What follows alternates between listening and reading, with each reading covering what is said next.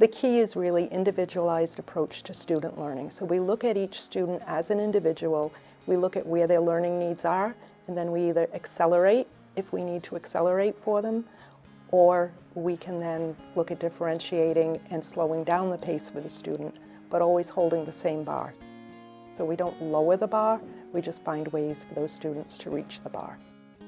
Since the beginning of the school, the teachers have gone out before school starts and visited with the parents and the students in their home. And the reason that we do that is really to break down barriers between the families and the school. It allows us to have parents feel much more comfortable, but it also allows our teachers insight into students' families. Many of our students come from environments where they have either witnessed trauma or experienced trauma, and that social emotional education is so critical to allow them to then be able to access the academic education. The Center for Blended Learning is really going to allow us to showcase what we do, and we use a lot of blended learning here at Highlander, and this will allow other teachers from other schools to come in and see how it's being used. So the school is kind of a laboratory where we can try things out, see what works, but also develop best practices here. Our students are performing very well.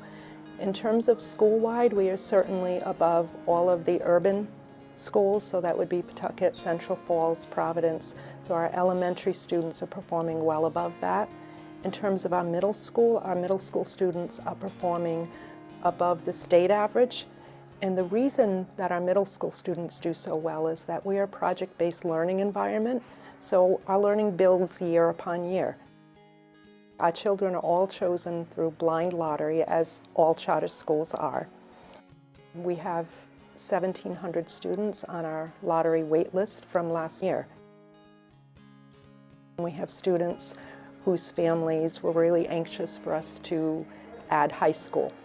We did go before the Board of Education and we were approved for adding 9 through 12. So we're adding 1 grade a year. This year we have a 9th grade. We don't currently have a high school building, but we are working with a builder and with architects and hoping to break ground this spring and have a building by September 2015.